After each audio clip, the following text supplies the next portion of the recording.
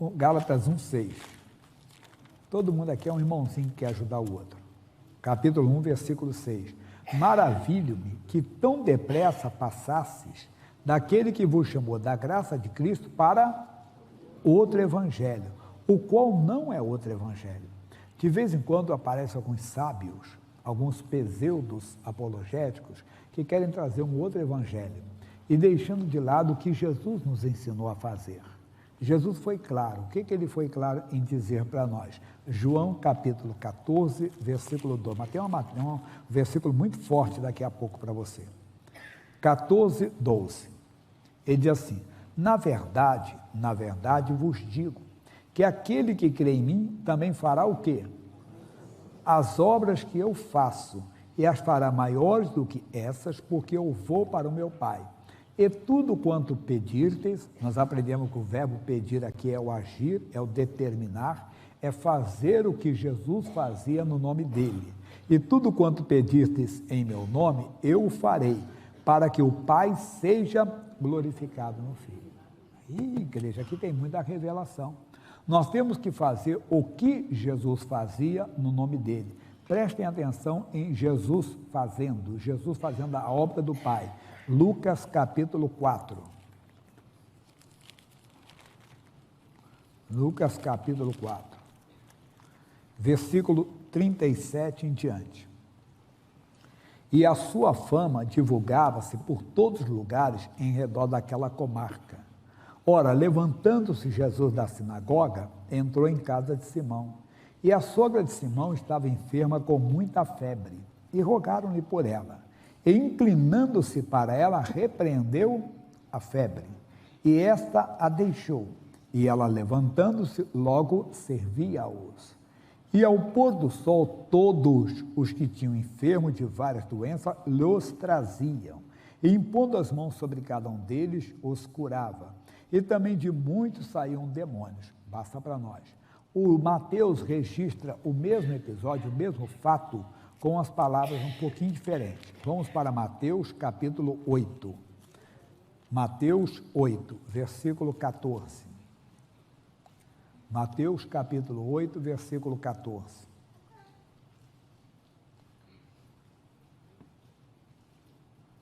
Mateus capítulo 8, versículo 14. Todas as portas abertas, né? E Jesus, entrando na casa de Pedro, viu a sogra de Pedro jazendo com febre, e tocou-lhe na mão, e a febre a deixou, e levantando-os serviu-os. Bem, um pouquinho diferente. Chegada a tarde, trouxeram-lhe muitos endemoniados. Ele, com a sua palavra, expulsou deles os espíritos, e curou todos que estavam enfermos. Esse evangelho que está indo fazer.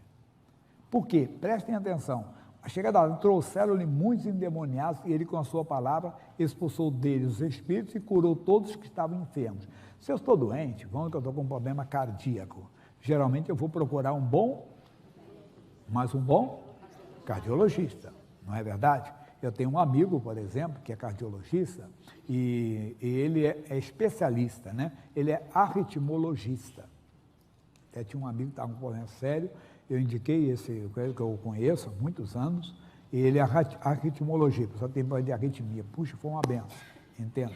Quer dizer, ele é especialista naquilo. Por que eu indiquei? Porque eu ouvi falar, né? Que eu conheci alguns anos atrás, eu vi o que ele tem. Mas por que eu estou falando? Por que procuravam Jesus e levavam as pessoas com demônios? Porque elas ouviram falar que Jesus expulsava os demônios, curava os enfermos. A igreja de Cristo, quando eu vim para a igreja, eu não vim procurar, eu gosto de explicar isso, para você não cair na cilada do diabo. Porque às vezes a pessoa começou bem e depois ela deixa. Veja o que Paulo falou, repita comigo, Gálatas 1,6. Repete lá, que ele diz: maravilha-me que tão depressa passasses daquele que vos chamou a graça de Cristo para outro evangelho. Como é que ele nos chamou a graça de Cristo? Então eu vim para a igreja para ser curado de uma depressão, no meu caso, né? Que essa depressão vem acompanhada de pânico. Então eu vim para a igreja para ser curado de uma depressão. Mas por que eu vim para ser curado? Porque eu ouvi falar que Jesus curava, entenda? Eu ouvi falar que Jesus curava, então eu vim para a igreja para isso. É claro, na igreja eu conheci mais do evangelho.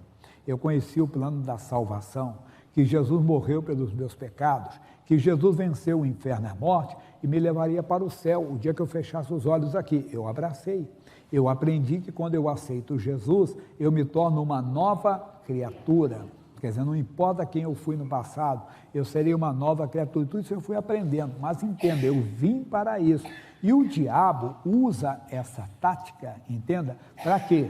Para tirar você da palavra, tirar a igreja do crescimento. Quer dizer, tirar a igreja das pessoas que serão salvas, das pessoas que conhecerão a vida eterna. Porque é por isso que eu vim, eu conheci a vida eterna depois de procurar a cura divina, depois de procurar a minha libertação desse problema espiritual, porque a depressão vem acompanhada de pânico e perturbação na mente, parece que você está louco, você está maluco, entende? Você pensa coisas absurdas, né? Coisas mais idiotas que tem, parece que você não é você, você pensa que perdeu o controle da sua mente ou vai perder o controle da sua mente, né? Que você vai cometer loucuras. Então eu vim para isso. E o diabo quer tirar, ele quer fazer isso. Você dirá, olha agora, veja, não, volta lá em Gálatas, meu filho, isso, versículo 7 agora, ele diz assim, o qual não é outro, não existe outro evangelho, mas alguns que vos inquietam e querem transtornar o evangelho de Cristo.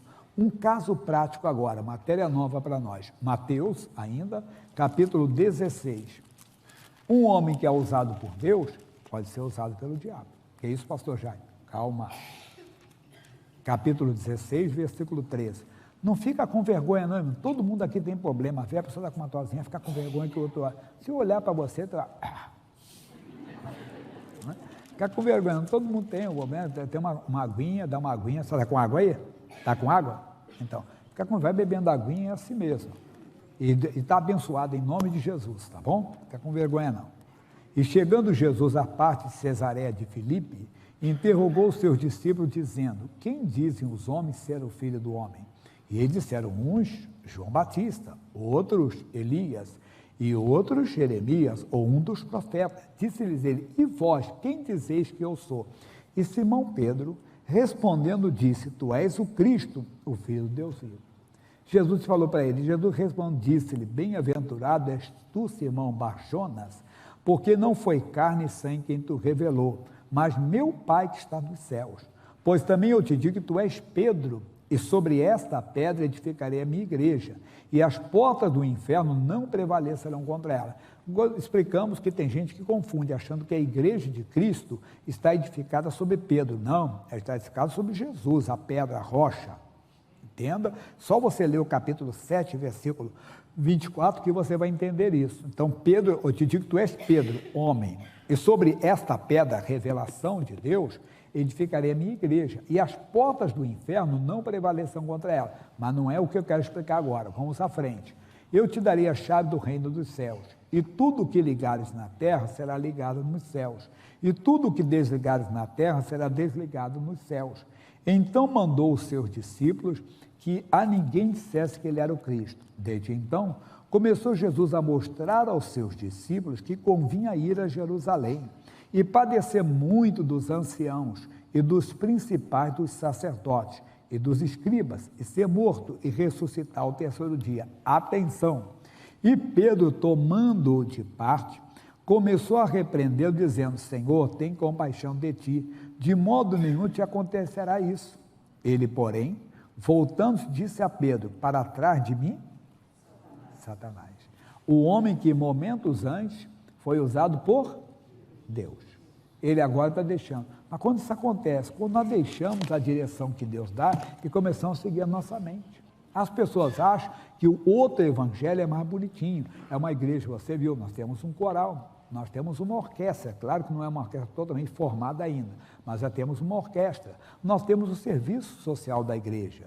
Nós temos aqui a FIP, que faz distribuição de alimentos, entenda? Nós temos distribuição, temos serviço de social, que tem um grupo que todos os meses faz doação de sangue. É na Santa Casa, é no Hospital do Câncer, em vários lugares. E, às vezes, em hospitais que as pessoas pedem. Tudo isso temos, serviço social. Temos, às vezes, convênio com casas de recuperação, pegar uma pessoa na rua, levando. Todo serviço é bonito, é para fazer, mas não pode deixar de pregar o Evangelho. Porque isso, outras coisas fazem. Você vai no Teatro Municipal, eles têm uma orquestra sensacional. não é verdade? E podem até fazer um concerto lá, gospel, e ter é bonito, não é nada demais. Mas o evangelho tem que ser pregado, porque o evangelho é o quê? É o poder de Deus para a salvação de todo aquele que crê. Se eu não pregar o evangelho, não vai funcionar. Nós temos que pregar. Então, eu vim pregar, não vim para ser salvo, não vim para conhecer a salvação, não vim para conhecer o Espírito Santo. Não! Eu vim para simplesmente ser curado de uma depressão, e repito, que veio acompanhada de uma perturbação tremenda. E aí eu fui liberto. Aí depois eu fui aprendendo mais e mais. Não vamos cair na cilada do diabo. Não vamos deixar de ouvir a Deus. Ah, Senhor, não faça isso de maneira alguma. Às vezes é necessário, irmão. Ah, pastor Jaime, mas esse negócio de expulsar demônios, vocês pegam muita inimizade. Ué, mas temos que expulsar os demônios. Até as pessoas que se tornam inimigas, depois se tornam amigas. Porque quantas pessoas, eu mesmo, eu lembro de um cunhado evangélico, a família dele toda, quando chegava a época de Cosme e Damião, tinha negócio de distribuição de doces, que é ídolo. A Bíblia condena completamente isso. E eu até criticava, falei, puxa, na minha casa nós tínhamos bacias lá de doces, né, oferecidas aos ídolos, e quando chegava a noite, dele ir embora nesse dia, ele passava numa padaria, comprava sonho, pão doce. Mas por que está comprando se tem tanto doce aqui em casa? Ah, mas a família deles são crentes, são protestantes, eles são evangélicos, eles não aceitam isso. Eu dizia, que maldade. Eu era garoto ainda, eu falava, que maldade, não sei o quê. Eu não entendia que aquilo era sacrificado aos ídolos, oferecido aos ídolos, que não deve ser comido realmente por aquele que segue a fé evangélica, a fé cristã. Entenda? Eu não tenho nada a ver com a fé dos outros, estou falando para quem segue a palavra de Deus. Nós não comemos. Paulo disse que não devemos comer as coisas sacrificadas aos ídolos. Nós não devemos comer de maneira alguma. E as pessoas, às vezes, então se levantam, mas depois, quando os olhos são abertos e a pessoa conhece a salvação, hoje ela se alegra e diz, eu conheci a verdade e a verdade é que liberta. Daqui a pouco vai ter mais, amém?